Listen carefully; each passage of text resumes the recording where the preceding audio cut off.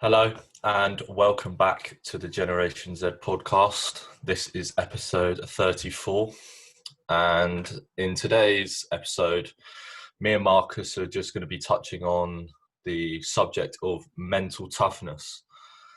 I think the kind of motive behind this episode was when me and Marcus were kind of just discussing how in a generation that we kind of live in now, there's not a lot of people that have that mental toughness, and there's not a lot of people that have the ability to want to do something even though they don't want to do it.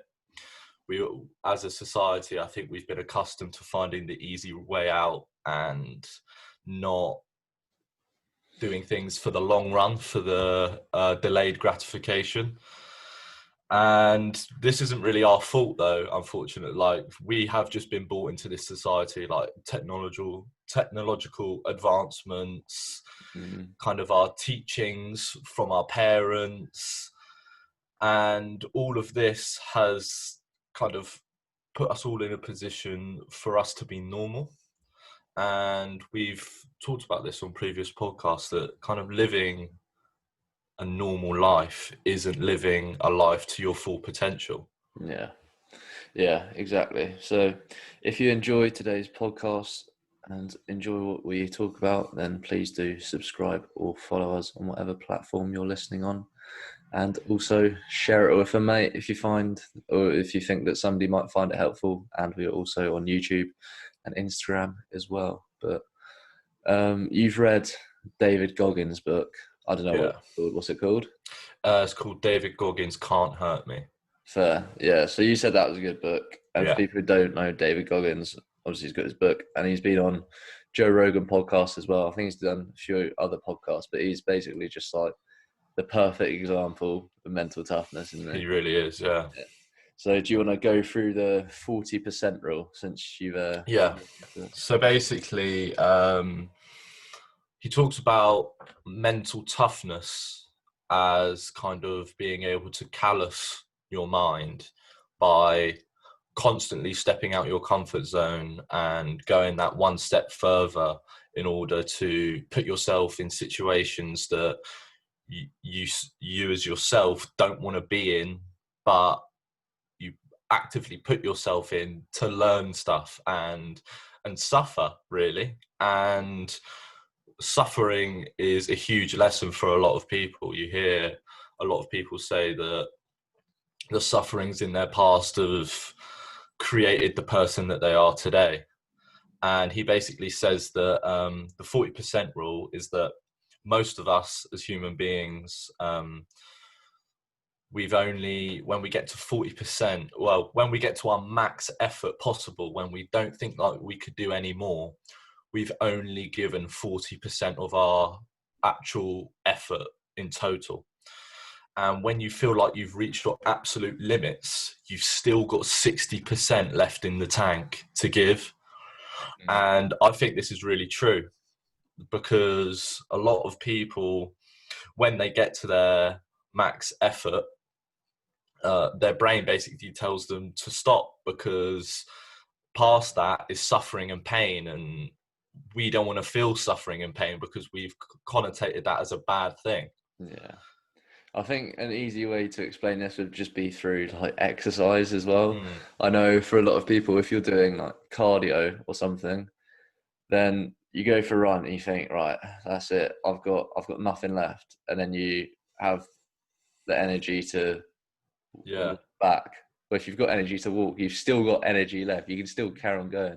That's exactly right. Brain telling you to stop because you're uncomfortable. And there was somebody on the Joe Rogan podcast the other day, and she was, I can't remember exactly what she was saying, but she basically said that she had no energy to exercise. And he said, well, you're still alive. You haven't dropped dead, so you still have some energy in you. And he was like, what, did you have energy to go to the food cupboard and get food? Did you have energy to go and get a drink of a glass of water?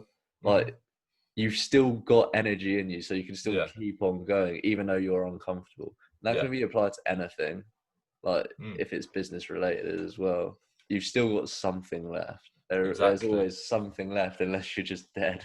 Yeah, exactly. If he goes along the lines and explains this in terms of like endurance races that Yeah, he does like ultras for yeah, it fun does. just to callous his mind, as he says. He basically does it to get out into a place of suffering and pain, so when it comes to awful situation where, like, for example, his mum dies or his dad dies or like someone in his family dies, or like an awful situation, he is mentally prepared to deal with that and be be supportive to the other people. Mm. And he basically says, like, he was doing like 120-mile races in like 24 hours. It's a joke what he puts himself through. And like, he's got blisters all over his feet. He's literally close to kidney failure, and Jesus. he's just still going. Yeah, and when it And gets to that point, it's not about how fit you are. It's more just it's mental mental. strength. Because I can guarantee somebody will have better genetics to run than David Goggins. But Yeah, it's just all in the mental. And yeah, like, as you know, like, the mind is like the most powerful creation on this earth, and once people start to realize that, it's a blessing. Like, no other creature has a human's mind like a human. Like, it is such an incredibly powerful thing, and it can, like, it basically, it acts as a governor role. yeah, It basically wants to limit your pain and suffering. So that's why it tells you to give up when you're at 40%. yeah, yeah, exactly. Like you don't want to be uncomfortable. You never do. But if it's doing something that scares you, then it puts you in that situation. If you just force yourself into an uncomfortable situation, you can guarantee you're going to learn something from it, or you're going to Exactly. grow from it. It's the Yeah, same thing with going to the gym. You put your muscles under an uncomfortable amount of stress so they grow back bigger and stronger. It's literally the exactly. same thing with your mind and Mm, like getting outside your comfort zone, fear, and all that kind of stuff. And that. yeah. Before the podcast, I found out that the brain hasn't been fully developed. Like, the human mind isn't fully developed until the age of 25, and that your brain goes from the back forward. Okay. So, like, the back is fully developed, but until the age of 25, your frontal lobe isn't. And that is arguably the most important part of the human mind, because it controls like reasoning, judgment, problem solving, all these like rational kind of thought processes. So, as you said, stepping out your comfort zone, I think that is why we stress it so much, because it's like, if you're stepping out your comfort zone on a daily basis or a weekly basis until you're the age of 25, like, Yeah. you're going to be such like a competent and just like better version of yourself if you're constantly doing that on a day-to-day basis, rather than being done by uni at the age of 21 and 22 and then just accepting that you're not going to learn anything new after that, and you're just going to throw yourself in a job that you don't like, working at an office that Yeah. isn't really challenging you in any way, shape or form, Yeah. I but think. it's because it's just comfortable and it's easy. Yeah, I think that one of the main things is just like self-discipline. Mm, So if you just have the discipline to say, I know I'm not going to enjoy being in that situation, but I'm going to do it. mm, And we'll come back onto this later, but like I've said it plenty of times, something I do every morning is have a cold shower. I don't like cold showers, but yeah. I know that it's just what another way to just wake up and be like, right, I feel good that I've got something done that I really didn't want to do. Yeah. And you And like, said it, how do you feel after a cold shower? feels Like, so good. So exactly. good. And that's And what it's like all the time when you step out your comfort zone and you yeah, achieve success in your comfort zone, out of your comfort zone. yeah, and you said right at the beginning, like it's about the ability to not want to do it but still do it. And there's definitely a big difference between motivation and discipline. Mm. Anybody can be motivated. Yeah. That's why you have so many like New Year's resolutions going. They're motivated for a week. They go, I'm gonna smash gym this year. I'm gonna get in the best shape of my life. Week later, yeah, that motivation's gone. Yeah. They just stop.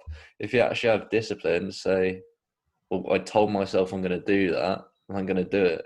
If you Yeah. don't have discipline and you don't have self-respect, you're just lying to yourself. Mm.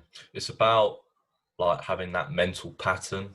Mm. Like people, like motivation is a mental pattern, I think, and so is self-discipline. But the two are completely different, because self-discipline is a pattern that you live all the time, but motivation is like a pattern that you kind of fall into, Comes and like goes, doesn't it? comes and goes, doesn't it? It's like, as you said, you can be motivated for the first week of saying that you're going to smash all your like fitness goals and stuff, but when you fall out of that motivation pattern and then slip back into the pattern of just not doing a lot and just relaxing and not testing yourself, then like it that just shows how important it is to have mental toughness. Yeah. And we're going to, like, at the end of this podcast or the last section, we'll go through ways that you can use to actually develop mental toughness, just rather than like just telling you. Mm. Yeah, so essentially I just want to like talk about also like the human mind, like, and its role that it plays within us. And Okay. basically David Goggins talks about how the mind and the human brain assumes a governor role. Mm. So it basically limits our performance to protect us from this pain and suffering that you feel when you go outside your comfort zone. Yeah. So the governor role comes into play as soon as you think of quitting. As Yeah. soon as you think of quitting, as soon as you go, oh, like you should stop now because you're out of breath, your body aches, or any of this sort of stuff. But people nowadays, we don't tend to ride through that and then unlock the other 60%. Like it's a mental voice that continuously kind of to persuade you to stop, isn't it? It's like, Yeah. say for example, fitness related at the gym, you're like max reps for like your biggest set, let's say 8, you're doing like chest press, and it's like struggling to get 8, and you get to 8 and then you stop because your governor, your brain goes, you can't do any more, otherwise you're going to injure yourself, or you're not going to be able to get it up because you could only get it to 40%, so Mm. don't even try doing another rep. Yeah. But if there's like someone, if you have a spot, for example, and they go 2 more, and then you bang out 2 more, and then they go 1 more, 1 more, Yeah. and then you just keep doing that. If you had that, if you stopped that voice from the governor, like your brain, and pushed past it, and as soon as they said quit, and you kind of said mentally no, then you'll be so surprised how much more you can do. Yeah, definitely. I think basically any form of exercise, your mind's always gonna give up before your actual body. It's the Yeah, same if you ever watch like um that SAS training or army training, any videos of that kind of stuff, when they're putting people through these things, they constantly tell them your mind's gonna give up first, your mind's gonna give up first, just so yeah, they know like when they're in pain, they know that it's just their mind, their body hasn't actually given up yet. If they're still standing, then they're still fine, yeah, basically. yeah. And I think, yeah, that is actually so true. And David Goggins is actually like he is a Navy SEAL. Yeah. So like he's done everything possible to step out of his comfort zone and like callous his mind. Mm. So the second part of this podcast is going to be on Stoicism. So the Stoic philosophy is all about the endurance of pain and hardship without the display of feelings and without complaint. So it's been going around for years. It was founded in Athens in 3rd century BC. And it has basically, it's called the 4 virtues of Stoicism. So we'll go through each one now. So first one is courage. And we basically already talked about that in the beginning. Basically just doing what you need to do, not what you want to do. Yeah. I think, again, it links to self-discipline. But it also says that your distractions are your own doing. If you get distracted, that's down to you. If I say I need to do work, my phone's next to me, and I go, oh, I can't do work because my phone keeps going off. That's down to me. I can turn my phone off. I can chuck it the other side of the room. You get what I mean? Like, you're in control. Yeah, you're in full control. And obviously, when it comes to courage, you've got to do the things that scare you. Yeah, I think just going back to like the Stoic philosophy in general, I think us as a human race, we've kind of gone away from that. Yeah. And as I said at the start, like that's none of our fault because we've just been born into a time where this sort of philosophy doesn't really matter. Like look back on like our ancestors' times and just have a moment of reflection to be like, imagine what hardship and pain they must have gone through in their like daily lives just to survive. Like go like so far back, like to the hunter-gatherer periods where that's the we're so far away from that because everything's so convenient now, and like we've evolved as a human race, and like we're in a obviously far better position now, but it does still have a lot of meaning, I think. Yeah, definitely. It's like when you say stuff like hunter-gatherer, like it is so true, but people just never really think about it just because they can't relate to it, I feel. But Yeah. even if you say like, think back to World War, like obviously Corona's annoying, but realistically, all you have to do is just like sit in a house for a bit. Yeah. I'd rather that than go to war. And people think, oh yeah, but like war, like it's not happening in our lifetimes. Can't relate to it. To be fair, it was not even 100 years ago. That's not that far away. Yeah. And people then went through a load of shit. Mental health was never a thing. No. Like, It was literally come back from war and just get on with it. Mate, it literally was. Like, it was mad. It's life, and that's what they were told. Yeah. And now, like looking back on that, that is the definition of bravery, like and courage. Yeah. Just to put yourself on the line every day and stepping out your comfort zone, not just mentally but physically, because it's not just those people being on the battlefield every day and like waking up and being like, right, I could potentially die today, but I'm still gonna go out and be willing to do that. Because a lot of people, for example, like if a lot of people were told that now, just be like, you could die doing that, but they didn't have a choice. Yeah. It's mad, isn't it? I think a key thing with Stoicism, as I already said, is like the endurance of pain or hardship without the display of feelings and without complaint, which is key.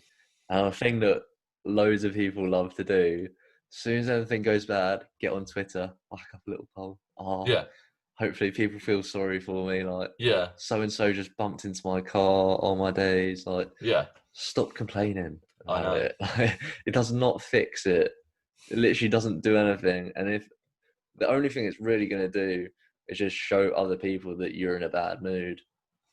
Exactly. Like, that's literally it. There's nothing positive from it. And that comes down to like the second virtue of Stoicism, which is temperance. So self-discipline, self-restraint. So accepting hardship and things not going your way, don't complain about them. Refuse instant gratification. and hardship is actually seen as good. So Stoics used to think like if something went bad, it was basically life throwing them a challenge, and once they overcome that challenge, then they know what they're actually capable of as well, which Yeah, is a good way to view it, to be fair. 100%. I was just thinking about like I think is there a book on Stoicism? Yeah, there's quite a few. So Yeah. there's I can't remember how many Stoics there are, but there's quite a lot of them. I know there's one called Marcus Aurelius, one called Mm. Seneca. They've all basically kept diaries, and you can basically read their diaries from whenever it was, like third BC or something. So it is Yeah. interesting. I think that is something that a lot of people should kind of look Mm, into, like the Stoic philosophy, because like you can there's so much strength in that. I think just accepting hardship and yeah, then just doing it anyway. yeah, Because a lot of people, when they're faced with hardship or they're faced with a challenge, they don't go for it because they're always thinking about the end product. Like they're always thinking about, I either succeed or I fail. And then the more thinking that they do, they convince themselves that failure is going to be the ultimate product, like before they have hardship. yeah, But I think it's more about the process mm, of like obviously accepting hardship and then doing it to the best of your ability and not thinking about the byproduct of it and just learning from that process. definitely, mate. Yeah. So the third one, or the third virtue, would be justice. And this is all about the balance of selflessness and selfishness. So being selfless would obviously be giving to people, helping people out, but at the same time, you've got to be selfish, but in a good way. Mm, So that's having like self care, self respect, spend time focusing on yourself and ways to improve yourself rather than just like constantly being focused on other people's lives. And also self management, which is basically just be responsible for your life, be yeah, responsible for yourself. Um, yeah, like people always like they seem to be at one end of the scale. Like people either only really care about themselves, or you get people that just constantly give to other people but end yeah. up suffering because they never actually spend time on themselves or Mm. like sacrifice themselves for other people. Like obviously it can be good, but there comes a point where you do need to prioritize yourself, and there's nothing bad about being selfish. Yeah, 100%. I think just a lot of people don't take the time to invest in themselves, whether that's just like acquiring new knowledge or like learning something new or anything along those lines. I think in a certain degree, as you said, like being selfish is a good thing because it allows you to achieve personal goals and achieve internal happiness, but then also being selfless and helping others allows you to achieve happiness as well, Yeah, because being a giver, like a lot of celebrities and stuff now, like you hear it, they say, I'm not happy. Well, what doesn't give me happiness is the fact that I've got millions of pounds or I've got mansions or that I'm famous. It's that I have the opportunity to be selfless and give and make yeah, other people happy. And having that balance, I think, is key. yeah, yeah. Just as you said, there, like having both being selfless and selfishness can both bring you happiness. So I don't think one's better than the other. But the fourth virtue of Stoicism is wisdom. And one of the quotes, I can't remember what Stoic philosopher said it, but basically he was saying that we have two ears and one mouth for a reason. So we should listen more than we speak and just 100%. absorb knowledge rather than just constantly put your opinion in and think that you're always right. So Yeah. just be open to learning, be open to seeing something from somebody else's perspective. They also say review your day. So keep a diary, say either what you want to achieve that day, or at the end of the day, reflect on how it went and how you can improve tomorrow, which I think is quite a good idea. Yeah. And an obvious one, well, one that we've said a lot on the podcast is, which refers to wisdom, is the wisdom of knowing that you're actually going to die. And they use that as motivation, but Yeah. also they use it in a way to show that everybody's equal. So they say like the rich and poor are all going to end up in the same place. So don't think you're better than somebody else. Yes, that's so true. Yeah. I think going back to the 2 ears and 1 mouth, that is definitely very kind of true in today's society, in terms of like we've got more channels to express our opinion. Yeah. So, and we've also got more channels to receive opinions from other people. So, like, we're so kind of deeply rooted into our beliefs that that is kind of a detriment to us.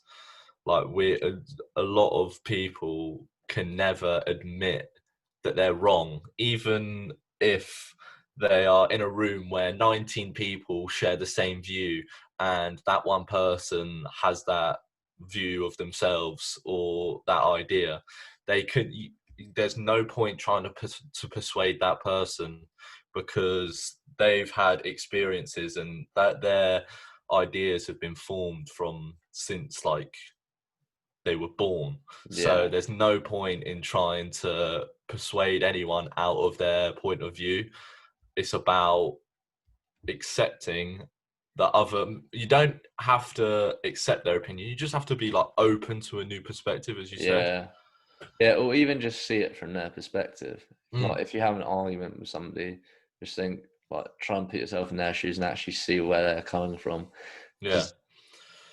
Because You're going to push a lot of people away if you're so deeply rooted in and so arrogant in your beliefs. Like yeah, if you're not even like, even if you just listen, as this says, just be open to listening, and like that can help you develop as well, I think. exactly, mate. So the last little bit is just actual tips to develop your mental toughness and self-discipline. And I've already mentioned the first one, which is cold showers. Obviously, you wake up in the morning, you're tired, you're nice and warm in bed. The Mm. last thing you want to do is get a cold shower. I mean, I say I hate them, but I kind of love them at the same time, just because when you do have them, like afterwards, you just feel so good. I'd Yeah. highly recommend them. Mm-hmm. Um, Yeah. the second one, which I know a lot of people have a problem with, is not hitting the snooze button. When the alarm goes off, get yourself up. If you keep on hitting the snooze button, you're literally just sleeping your life away. Like Yeah. you're just refusing to live, basically. And I think to be able to do that, you actually have to be motivated to do something during that day. You have to have a purpose to get up. Yeah, You need to have aims and objectives, and that's why I kind of think writing down your goals, like at the start of the week, at the start of the day, the night before, is important, because then you're constantly like on the ball, and as soon as you wake up, you know what you've got to do. Because like I think a lot of people hit the snooze button because they don't they don't have anything to occupy their time, yeah, but yeah, they don't obviously, and then they also don't seek that out. They don't seek out the tasks and goals. They're just kind of like, right, I know what I've got to do today, and that might be one thing, but how about I try add something else in there just to like switch it up and step out of the comfort zone. definitely. So the next one would be easy tasks can be done by anyone. And just as you were talking about there, like having a plan for the day, I'd also try and plan out or like write down which tasks are harder than other and get the hardest ones done first. Just get them out the way early Mm. doors. But if you've got just a bunch of easy tasks to be done and then a few hard tasks, there's no point just going, oh, I'll do the easy ones and I'll get around to the hard ones, because you never get around to the hard ones because you don't want to do it. Yeah. You got to realize, like, if it's a hard task, or the only way to actually, or if you want more, you've got to do more and be more than other people. So Mm. anybody can do the easy tasks. It's all about doing hard ones. That's what like mental toughness is all about. I think it's so easy to be normal nowadays, as I said at the start, because normal is not living to your full potential. So if you're not completing tasks that you want to get done every day, then you're obviously not living to your full potential, and there's no new baseline in terms of your performance. Like, you're constantly pushing to the limit, to your perceived limit, but you've never decided to do something 1% extra or go past that limited Yeah, performance like threshold where you're like, right, I thought this was my limit, but now I know that it's not. And then you're constantly setting the bar higher and higher and higher. definitely. Yeah, you don't want to hit like a plateau and just stay there. Yeah, I feel like that's what a lot of people will do, especially when you kind of like come out of uni or whatever. People just see uni as like the end of the education system, and then that's where it ends. Like you that's plateau yeah. there. That's You what I know? said about like how your brain doesn't stop developing until you're 25. Like, Mm, if you leave uni at 22, you've still got 3 years worth of knowledge and education, or you can continuously learn. But I'm yeah, you just can. saying, like, there's no excuse. Like, you don't stop learning from finishing education. Like, it could Yeah, be argued that you acquire more knowledge about life away yeah, from education. yeah, definitely. Like after uni is basically where you actually get experience. Where But everything before is basically like theory. If you get what I it mean. literally is. It Yeah. literally is. So the next method to develop mental toughness as well would be to control your urges and have patience. So refuse instant gratification, even though nowadays we have so many ways that we can just get instant gratification, whether it's Hmm. just off your phone, takeaway food, anything like that. Yeah. But I was listening to a podcast the other day, and they were talking about how to control urges. And I've tried it, and it actually does work. And it sounds a bit weird, but basically, when you have an urge, say you want to eat like a biscuit or something, try and Oh, I actually can't do that, bro. can't be doing that. Can't be doing a biscuit. Maybe Try two. maybe two, maybe. But like, try and actually feel like trying to like understand how you feel when you have that urge. Like it's Yeah, kind of hard to explain. Like try and understand what you're feeling, and then once you realize that an urge is literally just a feeling that you have, you could also realize you don't have to act on that feeling. It's literally just a feeling, and exactly. you'll probably realize it comes in waves as well.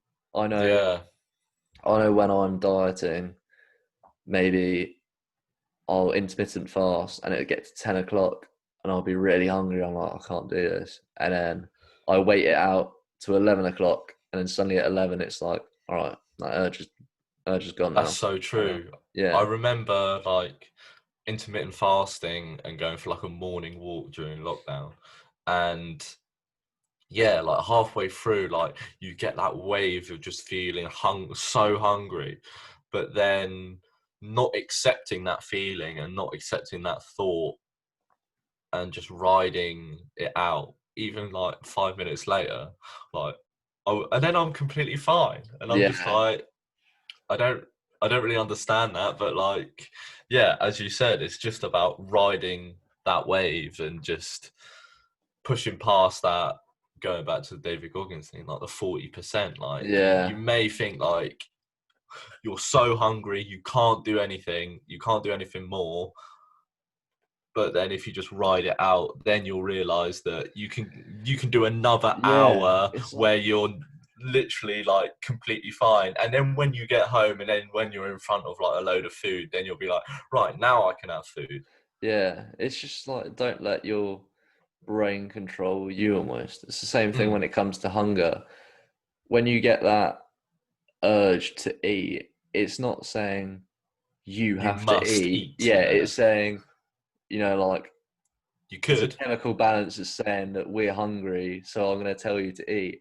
It's up to you whether you act on that or not. Yeah, So it kind of is like a battle between you and yourself in some weird kind of way. it But yeah, is. It's you never have to act on any of these urges, or because you're uncomfortable, your brain's telling you to stop. It's a mm, recommendation. It's not mandatory. If you yeah, get, exactly. It's not like you don't have to do it. You're not going to die if you don't eat within the next 10 yeah, minutes. Like, exactly. ride the wave out and you'll realize that it's, as you said, like, it's just a temptation. It's just an urge. Yeah. So the next point would be self-validation. So don't feel the need for like other people to approve what you're doing or ask 100%. for permission to do something. I mean, obviously there's extremes where you do need permission, whatever. But like in general, if you want to do something, whether Yeah. it be I don't know what job you want to do or start a new hobby, anything like that, just do it. You don't Yeah, need permission from anyone. I know. And I think a lot, it sounds a bit strange, like telling people that that's the Sounds so case. basic, but It's like whatever you want to do, you can do. Like, people are going to be like, well, yeah, like, of course, but they never do it. 99% of the time you don't do it. Yeah. You always I, wait for an external opinion to validate whatever you're doing, and it's like, yeah. Or here you go. I was just gonna say, or they don't even wait for an opinion. They just assume how people will react, and then because of that, never do it. It's Yeah, like starting this podcast. I could have been like, oh, I want to start a podcast, and then think to myself, oh, but what's so and so gonna think? What's my family gonna think? And then I think that they're gonna react negatively, so I just never do it. I never even mention it to them. yeah, I mean, not that I even have to mention it to them. I've started exactly. it. Like, yeah, just move in silence. Like, Yeah. I think that's like the best way to do whatever you want to do. Like, you don't have to like look for external opinions. And I think, but that is also to do with down to like social media. I think like a lot Yeah, of true. people are like, it seems fashionable to do certain things. Like, there's certain periods where like everybody's doing this one thing, and if you don't feel like you're part of that, then like you're Yeah, not worthy or you're less important. And it's like, do what you I want to think it, do. yeah, I think it's better to whatever the majority is doing, to not do that and stick out from the crowd and just be uncommon. It's more interesting. It It's more is. fun. It's way more fun. Like, Yeah, imagine just like being a sheep your whole entire life. exactly. Fuck that, mate. But the next one would be perspective, and kind of, as I said earlier, it's all about enduring hardship, and one of the ways to do that is benefit finding. So just understand, like, it could be worse, and there's almost always a benefit to something, Yeah, even that's a when mindset. yeah, even when everything just does seem a bit shit. Yeah, Like, take Corona, for example. When we first went into lockdown, as stupid as it sounds, I was like, fuck, I'm not going to have the gym for a very long time. I'm yeah, not happy. I have nothing to do. Benefit finding, all right. Well, now I realise that there's a bit more to life than gym. yeah, I exactly. now have a bit of time where I can just chill out, hang around with family a bit, Yeah, find a new hobby to do, start exactly. a podcast, got some decks, learned to DJ a bit. Like, Yeah, exactly. you got more It's like, time to experience other stuff. So there's always something positive in it. there's always an opportunity to like develop yourself as a person. Mm, And as humans, that's all we ever want to do. We always want to get better in anything that we do. So like, yeah, I think having that mindset of looking at it from a bird's eye view perspective and being like, of course that is awful, or that's not the situation that I want to be in, but that's life. Life comes at you in so many strange like ways. Like, you can't predict it, so it's just about acceptance. exactly.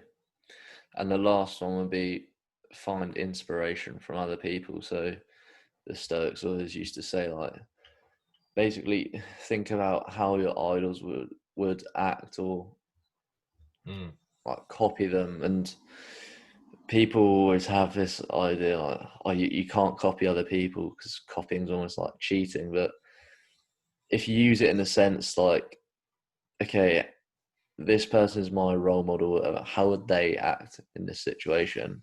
I feel like you can probably get quite a lot from that. Yeah, 100%. And I also think that just like, for example, as we're on the topic of mental toughness, like David Goggins, like you're at your maximum percentage or your maximum effort that you perceive that you are. What's his thought process when he gets to maximum limits? His thought process is one step in front of the other, 1 foot in front of the other, continue, and then you get that second wind, and then you're in that new threshold of that 60%, and then you can power on. Like if you have, there's like, so that's why I think reading is like so important in that context, because it's like you can find out what other people that are like experts in certain fields have found difficult and how it's changed their mindset, and you can literally learn and adopt it into your lifestyle like right now. Like it's a no-brainer. 100%, mate. But yeah, I don't really have anything else to add unless you Nah, do. I think that's like Solid podcast. solid podcast in Yeah. my opinion. But I think like, yeah, just to like kind of round it all up, I'd say that life begins at the end of your comfort zone, and that is what mental toughness is all about. Yeah. Like accepting that. So for just to kind of like round it all off, like your comfort zone is your 40%, and if you think about it like that, then you're like, so I'm only doing stuff at 40% of my potential. And I think that's a huge realization to a lot of people. Yeah. When you realize that whatever you're doing or whatever your max effort is, in theory, it could only be 40%. It might not be 40%, it might be 50%. But there's always something on the other side, or there's always space left in the tank that you can unlock. But if you're able to use these like stoic philosophy and just general mental toughness habits, I think you're going to go a long way. Love that, mate. Perfect way to end the podcast. So hope you guys enjoyed that. If you did, share it with a mate, and also let us know if you're enjoying it. Let us know, and we'll make more of this kind of stuff. And if you did enjoy it, subscribe to us, follow us, drop us a little follow on Instagram as well. Drop us a little subscription on YouTube if you want to watch it. But yeah, hope you guys enjoyed, and we'll see you in the next one.